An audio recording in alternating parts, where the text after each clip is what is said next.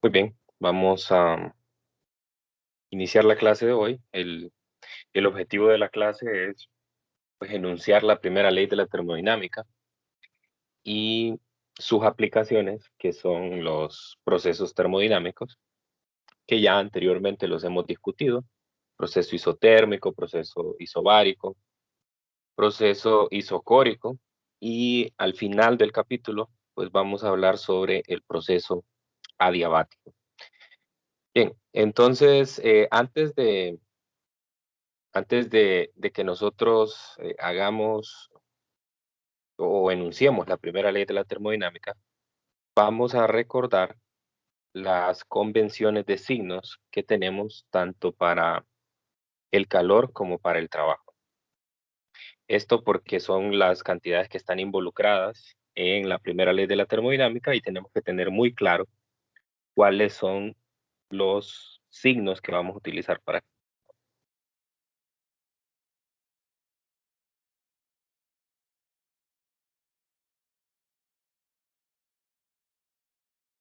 Muy bien, entonces en el caso de el calor,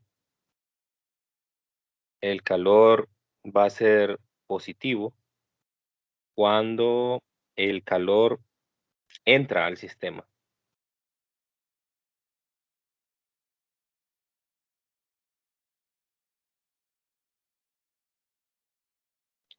y el calor va a ser negativo cuando éste sale del sistema.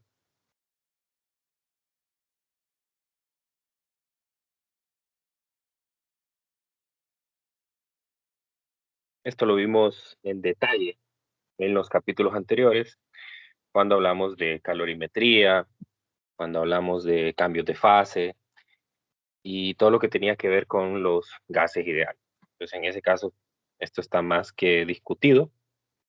De lo que no hemos hablado es del trabajo, pero en la clase anterior, en Física 100, pues, de cierta manera se discutió una una convención de signo para el trabajo, pero en este caso lo vamos a hacer para el caso termodinámico. Entonces, cuando el trabajo sea positivo, entonces nosotros vamos a decir que el trabajo es efectuado por el sistema.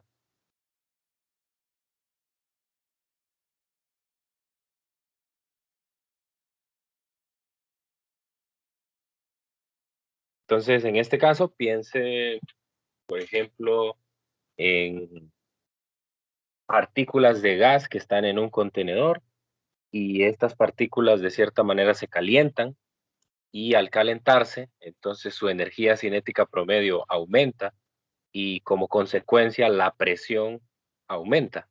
Entonces esa presión podría desplazar una pared móvil y podría hacer que el volumen del contenedor aumente. Entonces en este caso lo que yo estoy haciendo es haciendo un trabajo, o quien está haciendo el trabajo más bien, es el gas, ¿sí? No un agente externo sobre él. Ese sería el caso negativo.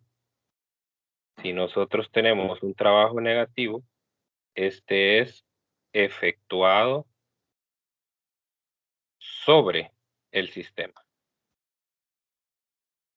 Entonces imagine el caso anterior que les planteaba: tengo un gas en un contenedor, entonces yo manualmente o de forma externa hago un cambio en el volumen, es decir, así como el simulador que hemos estado viendo en las últimas clases. Yo manualmente puedo modificar el volumen del contenedor, y eso como consecuencia trae una compresión de del gas. La presión aumenta también. Entonces, en este caso estoy haciendo el trabajo yo como agente externo sobre el gas. Entonces, esos son los signos o las convenciones de signos que vamos a utilizar. Hay que recordarlas muy bien porque, sobre todo, estas últimas dos en el RESNIC son contrarias.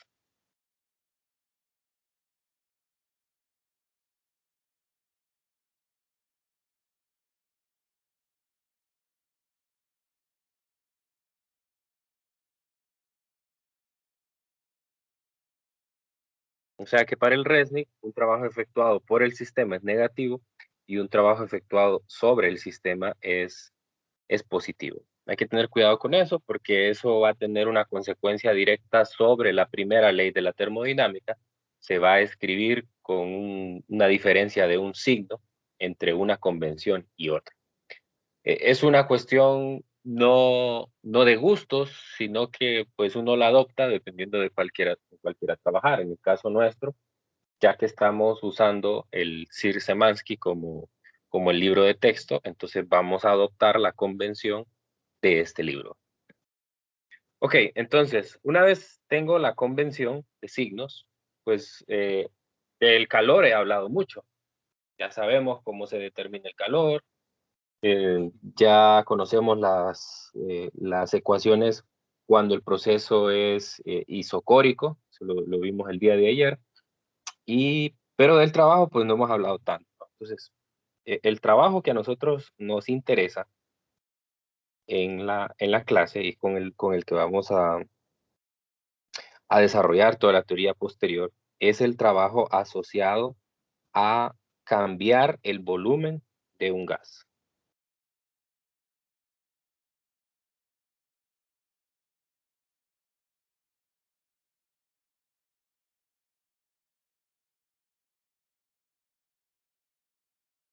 Entonces, este trabajo, pues para poderlo explicar de una mejor manera, entonces voy a usar un contenedor. Entonces, voy a decir que yo tengo un contenedor donde hay un gas. Este contenedor, vamos por simplicidad, vamos a decir que tiene una forma eh, cilíndrica. Entonces yo en el interior de ese contenedor tengo diferentes partículas de gas,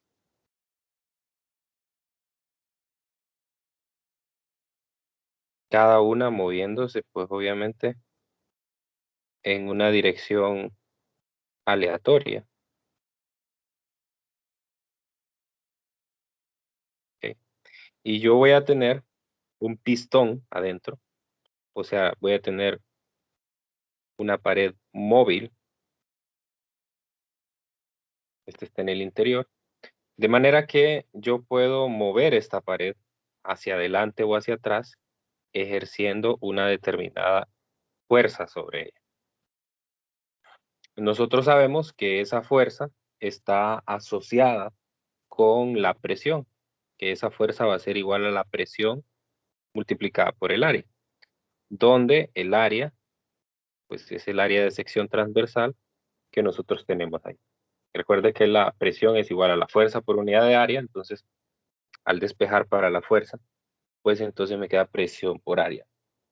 Bien, entonces lo que yo voy a hacer al ejercer esa fuerza sobre el pistón, entonces es realizar un trabajo. ¿Por qué un trabajo? Porque estoy provocando como acción de una fuerza, estoy provocando un desplazamiento de un objeto, en este caso es el pistón. Entonces, por lo tanto, estoy haciendo un trabajo sobre el gas. Entonces, ese trabajo, de forma diferencial, se puede enunciar, como recuerdan del curso anterior, como la multiplicación de la fuerza por el desplazamiento, ¿no? Recuerde que la forma correcta, digamos, de escribir el trabajo es el producto punto de la fuerza por el desplazamiento, ¿no? Entonces, esto me daría la magnitud de la fuerza, la magnitud del desplazamiento por el coseno del ángulo que hay entre los dos. Entonces, en este caso, el coseno del ángulo es cero, porque precisamente la fuerza va en la misma dirección del desplazamiento, entonces el coseno del ángulo es cero. Y el desplazamiento, pues, es el que yo voy a definir aquí como un diferencial de X, ¿no? Es la parte que nosotros movemos el pistón. Entonces, si sustituimos la fuerza, tenemos que es presión por área por diferencial de X. Y si usted se fija, ese, ese área multiplicada por diferencial de X, pues no es más que todo el volumen que nosotros tenemos ahí sombreado en color rojo. Entonces, esto que tengo aquí, en realidad es un diferencial de volumen. Es el cambio de volumen que yo estoy provocando al mover el pistón. Entonces, esto va a ser la presión por un diferencial de volumen. Entonces, ese sería el trabajo que yo estaría efectuando si yo hago un cambio infinitesimal en el volumen del sistema. En este caso, el sistema, pues, es el gas. Entonces, quiere decir que nosotros podemos expresar el trabajo efectuado por el sistema, en este caso, como un cambio infinitesimal del volumen. Entonces, eso lo que va a provocar es que yo inicialmente, antes de esto, tenía un volumen, bueno, puedo decir, no importa si lo voy a comprimir, si lo voy a a expandir, ¿verdad? Pero eso como consecuencia va a resultar en un cambio en el volumen. Entonces, si yo integro la última ecuación, entonces voy a tener que el trabajo es la integral desde un volumen inicial hasta un volumen final de la presión por un diferencial de volumen. Y esa va a ser la ecuación general bajo la cual nosotros vamos a trabajar en los procesos termodinámicos, porque en los procesos termodinámicos nos va a interesar el trabajo asociado en una transformación que sufre un gas y como consecuencia, pues casi siempre va a haber un cambio de volumen.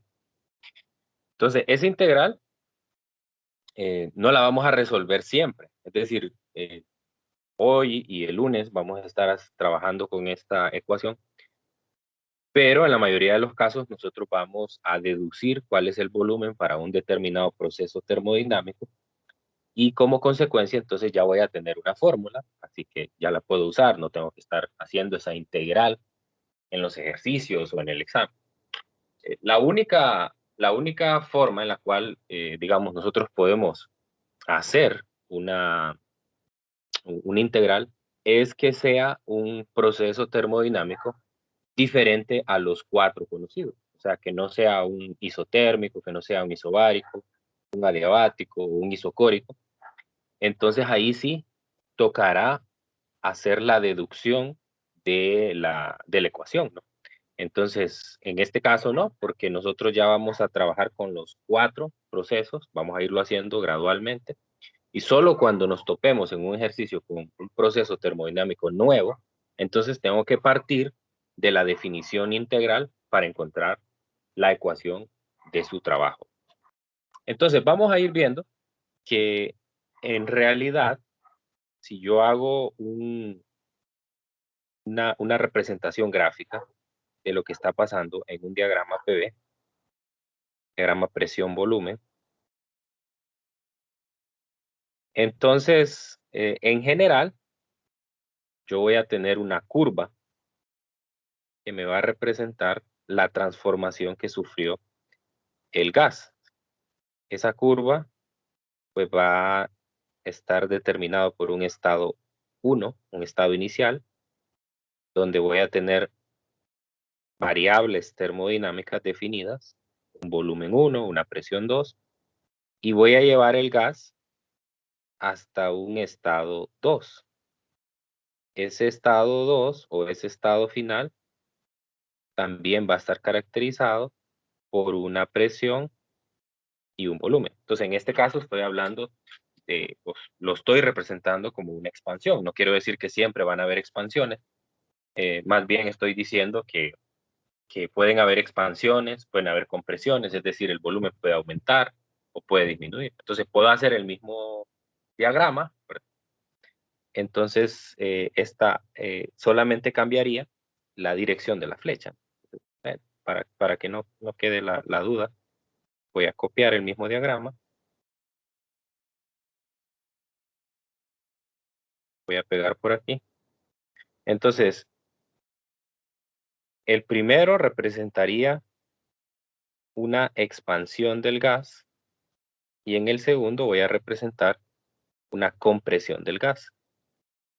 Entonces, para esos propósitos, ahora sería al contrario. Aquí sería el estado 1, este sería el estado 2. Volumen 1, volumen 2. Presión 1, presión 2. Y aquí la flecha iría en la dirección contraria. Entonces, este representaría una expansión del gas y este representaría una compresión. Entonces, esa integral que acabo de encontrar, si ustedes recuerdan, la integral definida de una función representa el área bajo la curva que existe en el intervalo de los límites de integración que nosotros tenemos. O sea, quiere decir que en esta integral o en esta gráfica, toda esta área, igual aquí, toda esta área, va a representar el trabajo. Lo mismo aquí, el trabajo. Ahora, ¿cuál va a ser la diferencia entre un proceso y otro? La diferencia va a ser que en el caso de la expansión, yo voy a tener una diferencia en el signo respecto a la compresión. Entonces, en el caso de la expansión, yo voy a tener un trabajo, según la convención que estamos utilizando en el libro de texto, un trabajo positivo, y en este caso, un trabajo negativo. Entonces, en el primer caso, yo voy a tener un trabajo hecho por el gas, y en el segundo caso voy a tener un trabajo hecho sobre el gas. Entonces, en el primer caso, nosotros vamos a tener una expansión y ya lo puede tomar como una referencia. Siempre que se haga una expansión, el trabajo va a ser positivo y cuando se haga una compresión, el trabajo va a ser negativo. Ser negativo. Entonces, ahora lo que me corresponde hacer es particularizar los procesos que nosotros ya habíamos estudiado anteriormente. Entonces, el primer proceso, y es el primero que se nos viene a la mente, es con el que estuvimos trabajando en la clase de ayer, que es el proceso isocórico.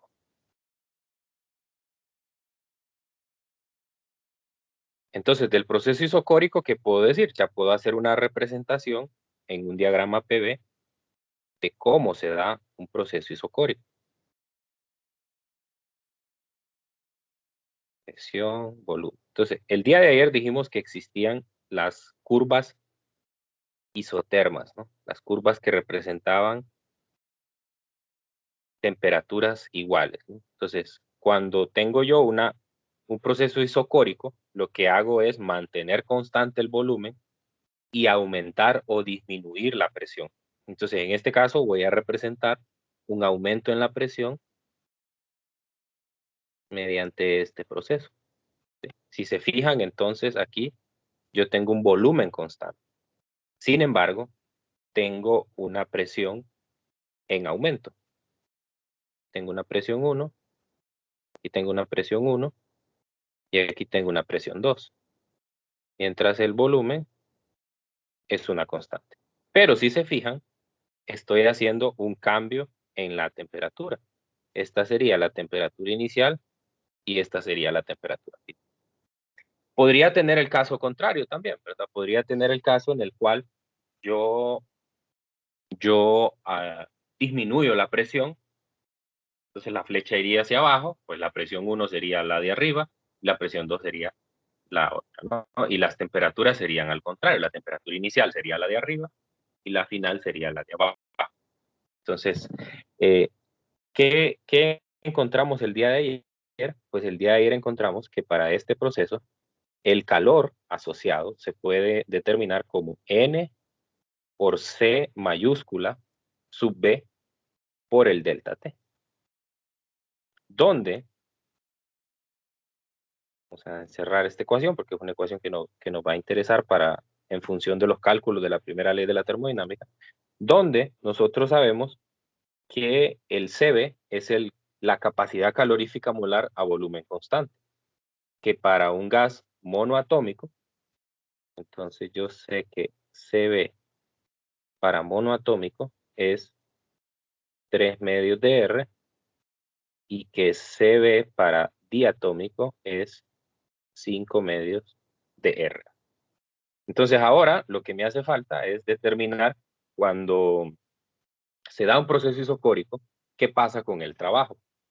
Ayer lo discutimos así de una forma rápida al final de la clase por una duda de uno de sus compañeros, pero ya hoy formalmente con esta definición yo ya puedo dar una ecuación para el trabajo.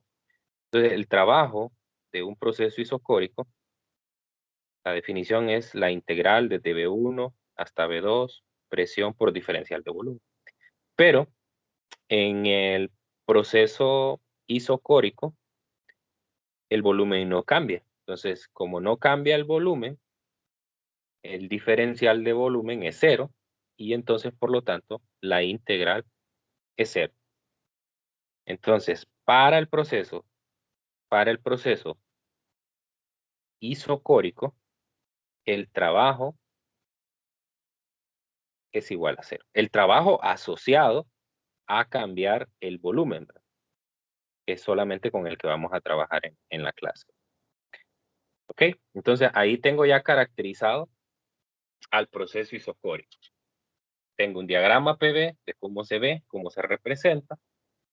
Tengo la manera de calcular el calor, ¿no? Ese calor va a ser positivo, según nuestra convención de signo, va a ser positivo. Si salto de una isoterma de menor temperatura a una de mayor. Y el calor va a ser negativo si salto de una isoterma de mayor temperatura a una de menor temperatura. En palabras sencillas, si voy de la isoterma de abajo a la de arriba, el calor es positivo. Si voy de la isoterma de arriba hacia abajo, el calor es negativo. En el primer caso, la presión aumenta y en el segundo caso, la presión disminuye. Bien, ese es el proceso isocórico, ya lo tenemos bien caracterizado, ya sabemos qué sucede con él. Y otro de los procesos con los que nosotros pues nos topamos es el proceso isobárico. El proceso isobárico. El proceso isobárico es similar.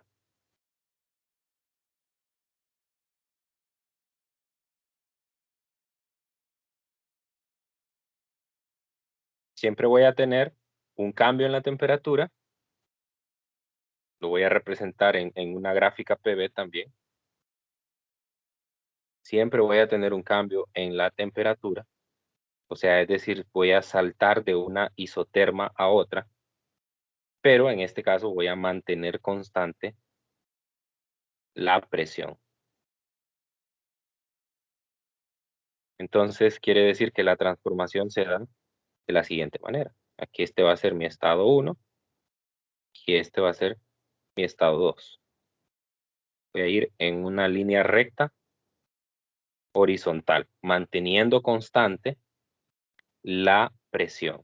Entonces la presión aquí va a ser una constante y voy a ir de un volumen 1 a un volumen 2. Y puedo tener el caso contrario, ¿no? Entonces, en este caso, esta va a ser una temperatura inicial y esta va a ser una temperatura final. Entonces, puedo ir de un volumen pequeño a un volumen grande. Eso es se le llama ya con nombre y apellido, una expansión isobárica. O puedo ir de un volumen grande a un volumen pequeño. Eso es una compresión isobárica. Es decir, voy a aumentar el volumen manteniendo constante la presión o voy a disminuir el volumen manteniendo constante la presión. Entonces, aquí lo interesante es que, como vimos antes, el área bajo la curva iba a representar el trabajo. Entonces, lo interesante aquí es que el área bajo la curva es un rectángulo. Y ya sabemos que el área de un rectángulo es la anchura por la altura. La anchura, o sea, la multiplicación de las dos dimensiones que tiene el rectángulo. Entonces, respecto al trabajo, o sea, lo puedo hacer de las dos maneras. Puedo hacer haciendo la integral de forma eh, correcta, ¿verdad? O puedo de una sola vez multiplicar anchura por altura, pero va a salir también de aquí de la ecuación. Resulta que como la presión es constante, entonces esta sale o se puede escribir multiplicando a la integral del diferencial de volumen, desde el volumen 1 hasta el volumen 2. Y esto que me queda aquí, pues no es más que un diferencial de volumen o un delta de volumen. Entonces el trabajo para un proceso isobárico es la presión por el cambio de volumen. Que es, si ustedes se fijan, como dije anteriormente, la multiplicación de la altura por la anchura. O sea, es decir, la altura es desde el eje horizontal sería la presión y la anchura sería la diferencia de volumen. Ahora, hay que tener cuidado con la convención de signo.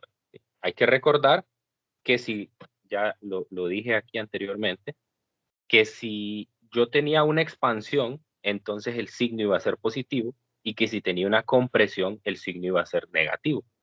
Entonces lo mismo pasa aquí. Si yo voy de izquierda a derecha, entonces lo que tengo es una expansión. Entonces, en ese caso, voy a tener un signo del trabajo positivo, y si voy de derecha a izquierda, entonces voy a tener una compresión. Entonces, el signo del trabajo sería negativo, ¿verdad? O sea, hay que tener en mente todas esas cosas, todo eso. O sea, que la dirección de la flecha en la que va el proceso es muy importante. Así que cuando nosotros resolvamos problemas, va a ser necesario, va a ser necesario que nosotros determinemos cuál va a ser el, cuál va a ser la dirección en la que va. Entonces, la información que me da el enunciado me va a permitir a mí decir si el proceso es en expansión o en compresión. Hay que saberlo interpretar. Bien, me falta dar para el proceso isobárico la fórmula del calor, pero todavía, como voy siguiendo el orden del libro, todavía no llegamos a ese punto. Entonces, por ahora vamos a dejar pendiente la ecuación del calor. Entonces, el siguiente proceso con el que nos topamos es el proceso isotérmico. ¿Sí? El proceso isotérmico. Ahora, en este caso,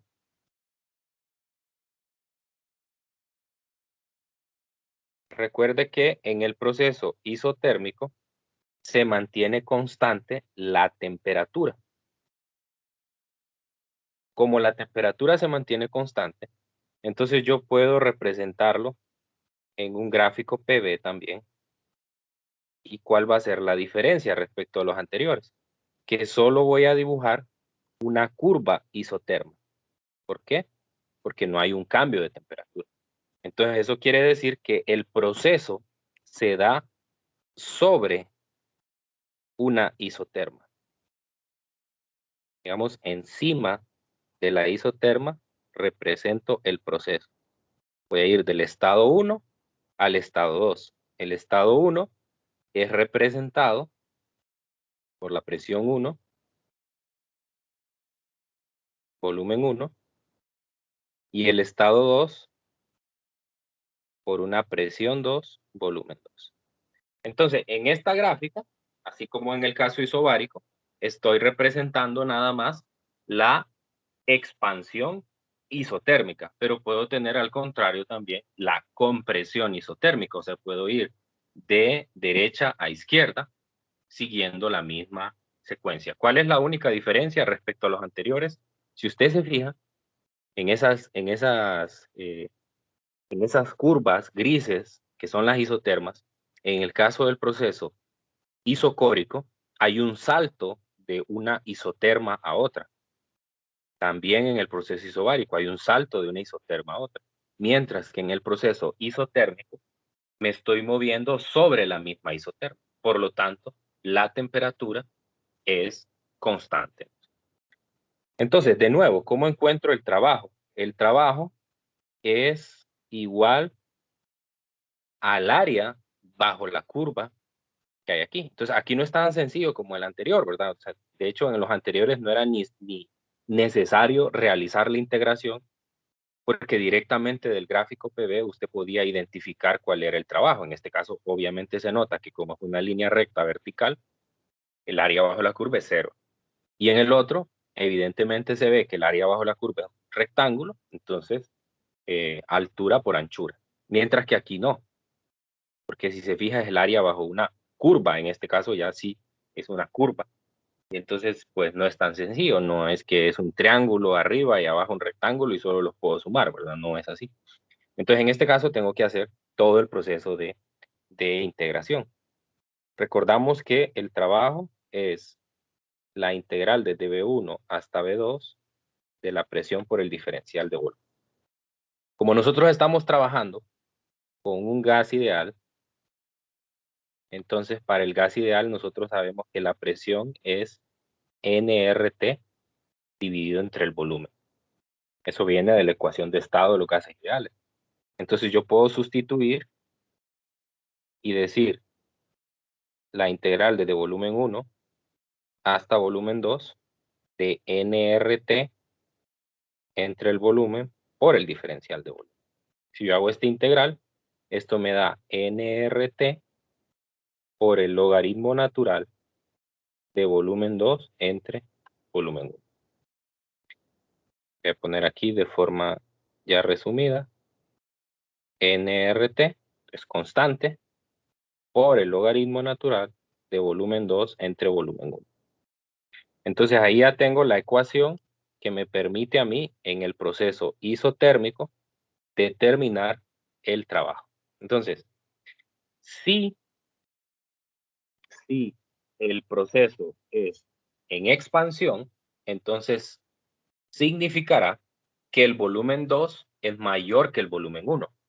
Por lo tanto, en la expresión del trabajo aparece el logaritmo natural del cociente volumen 2 entre volumen 1.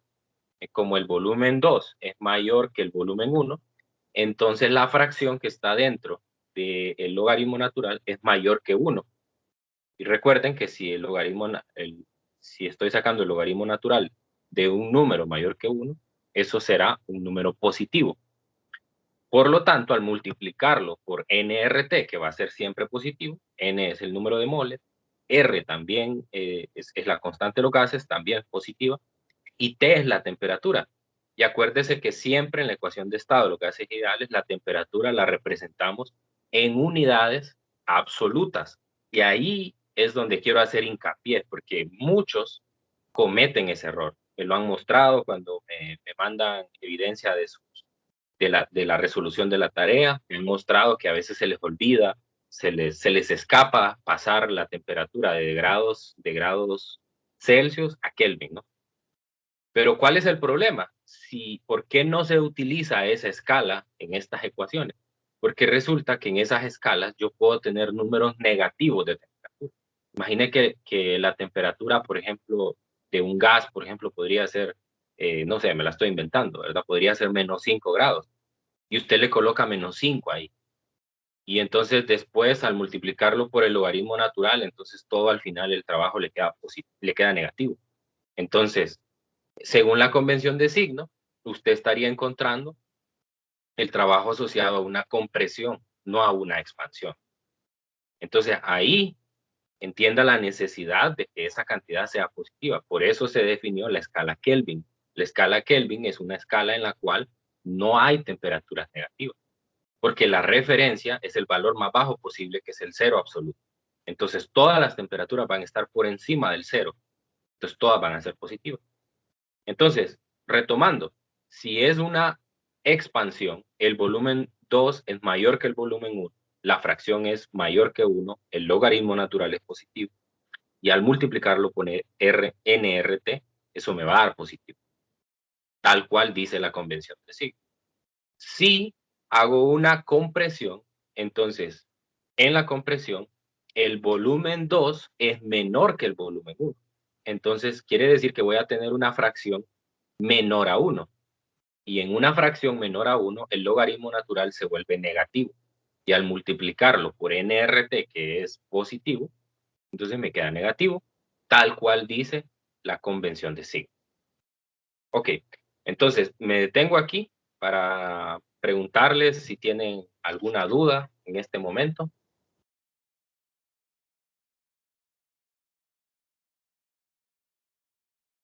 ¿Vamos captando bien las ideas? ¿Queda claro la diferencia entre cada proceso termodinámico?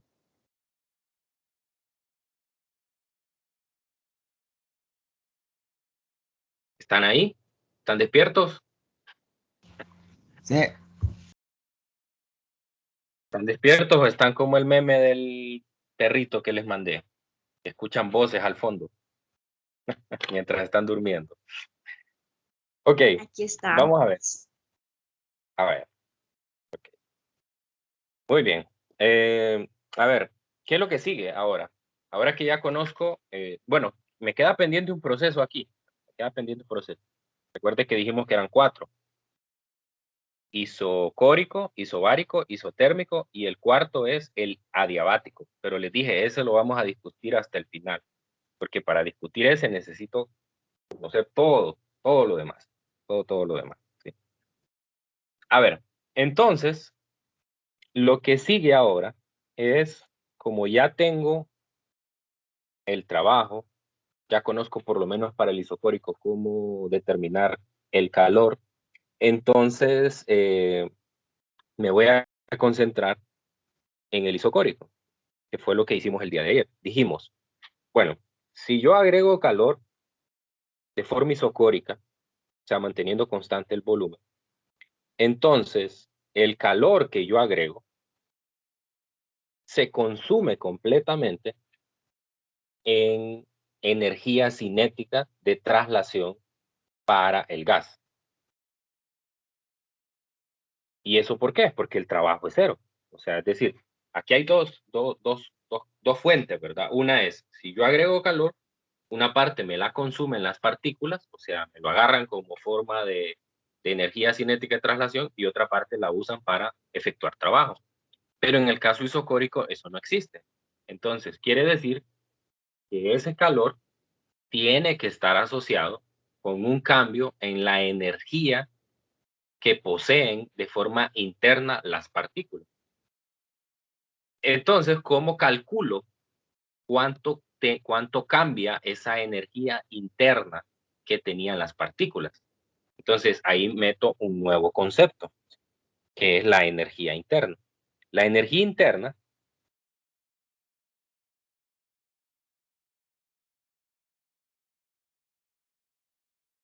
la voy a representar con una U mayúscula. La energía interna se puede decir que es la suma de todas las energías cinéticas que tienen las partículas que componen. Así como dije antes, eso es la energía cinética de traslación.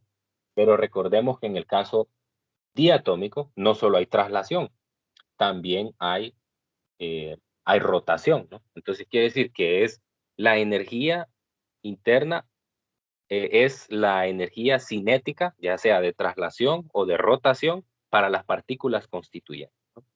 Pero también incluye energías potenciales, porque recuerde que las partículas están interactuando entre ellas.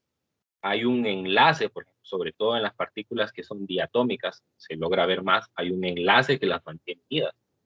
Y al haber un enlace unido, recuerdan que vimos que en el primer parcial, que si tenía un resorte, entonces, asociado al movimiento de ese resorte, además de energía cinética de traslación, tengo energía potencial debido al estiramiento y compresión del resorte, energía potencial elástica.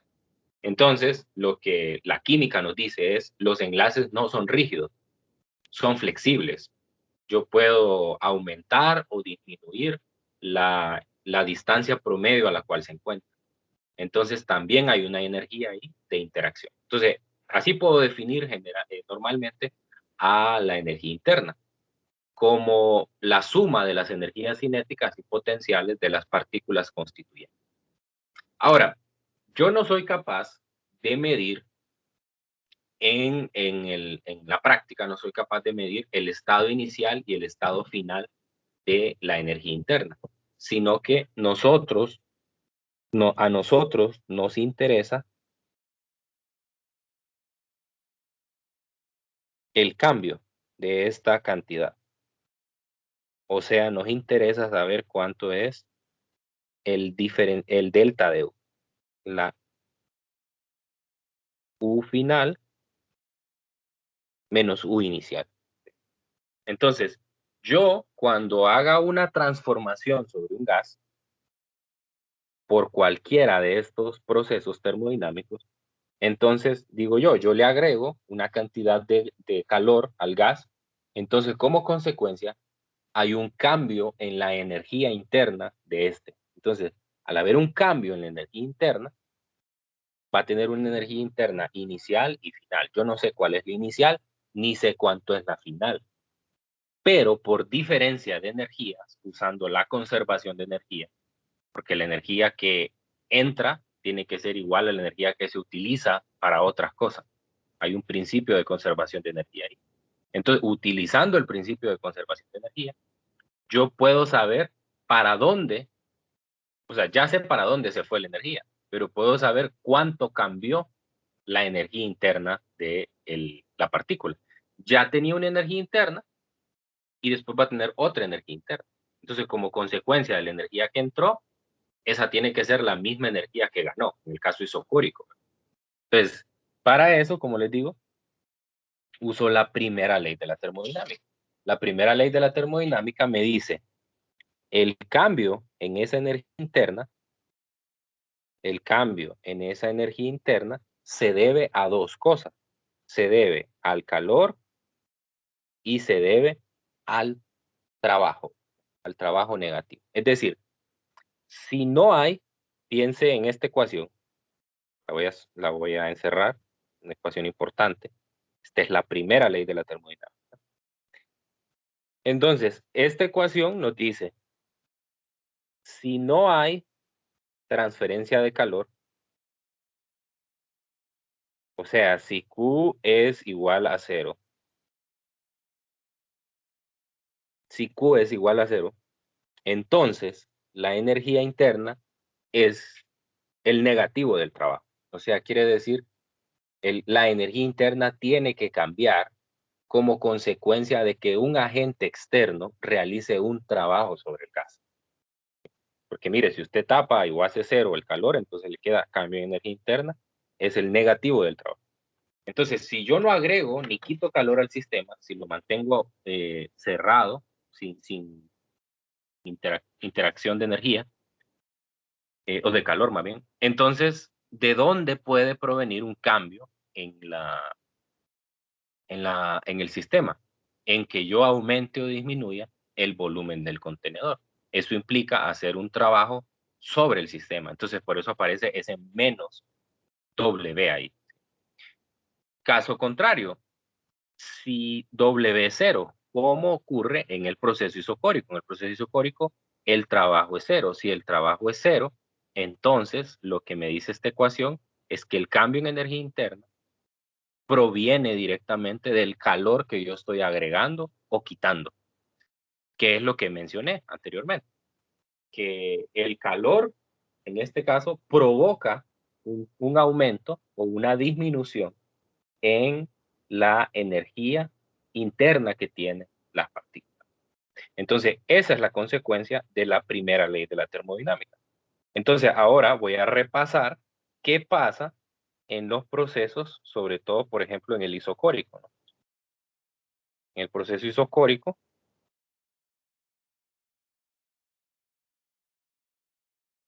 entonces, el cambio en energía interna es igual al calor menos el trabajo.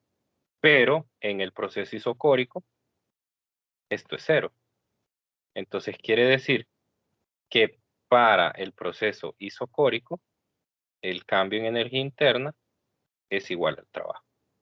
Esta es ya tengo completo al proceso isocórico.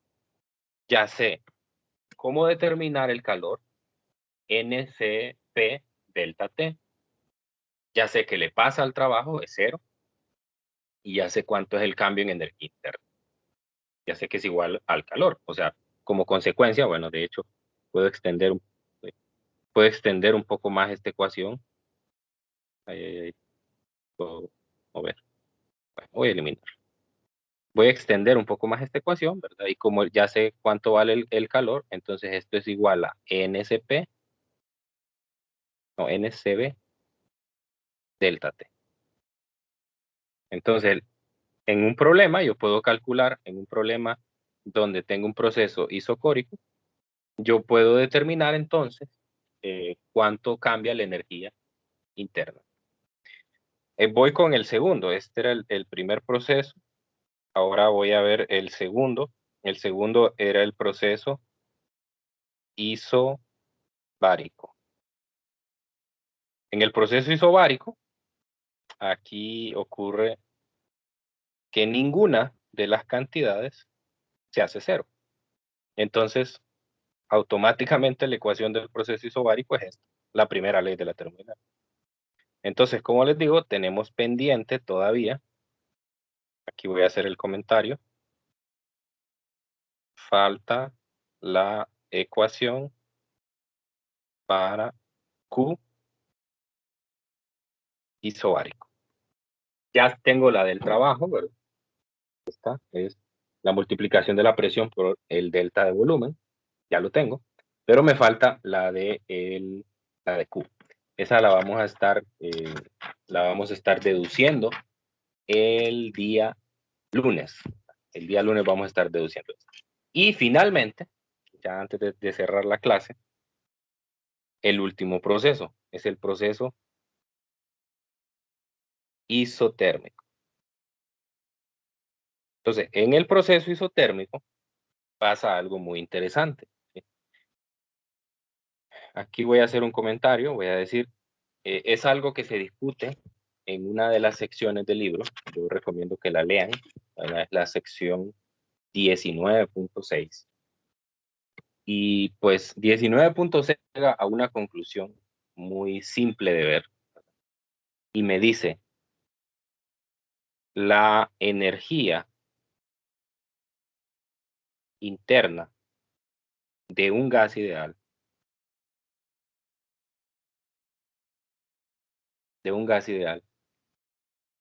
depende solamente de su temperatura.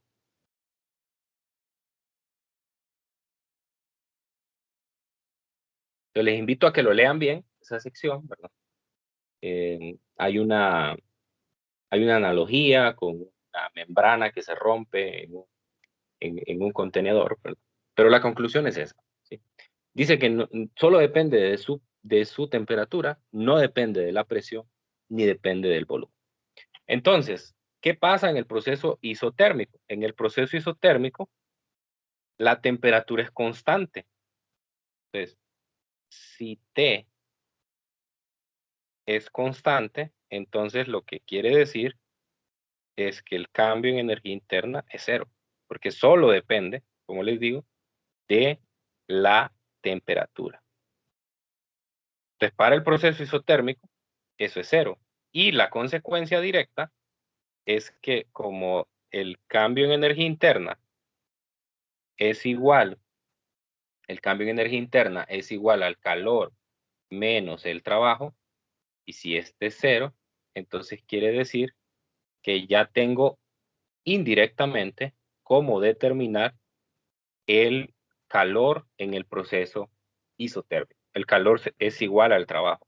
Y ya recordamos que el trabajo se calcula como nRT logaritmo natural de volumen 2 entre volumen 1.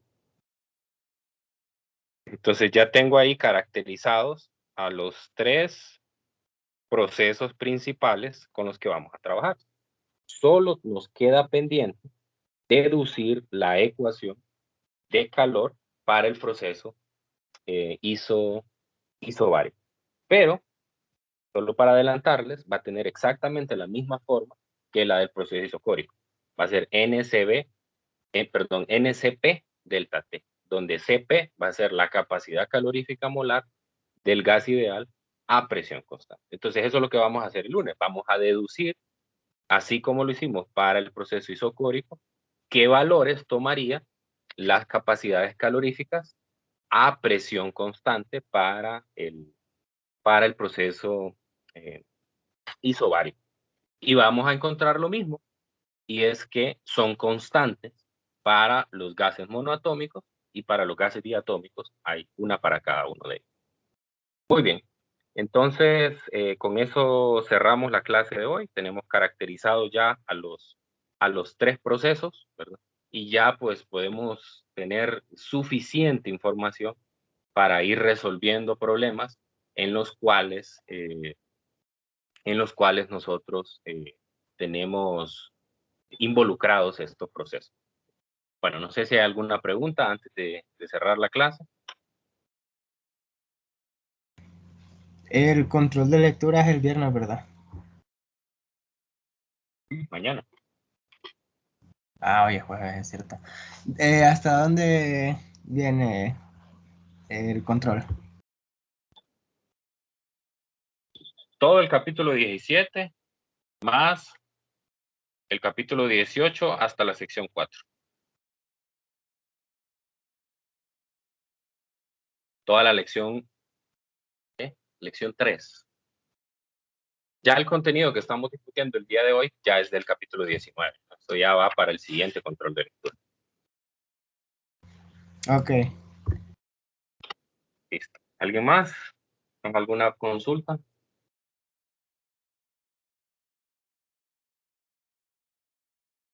Muy bien, entonces cerramos la clase aquí.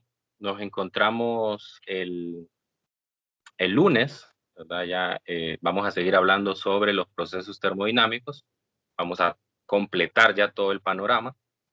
Y bueno, pues les deseo éxitos mañana en el control de lectura, ¿verdad? Y concluyendo también la tarea, ¿verdad? Sí. Aún si tienen algunas preguntas con algunos ejercicios, pues pueden escribirme el día de hoy y gustosamente pues les apoyo. Bueno, que tengan un feliz día y un feliz fin de semana. Cuídense mucho. Nos vemos, Lick. Igual, Lick. Igual, Lick, nos vemos. Cheque, Lick. Gracias, Lick.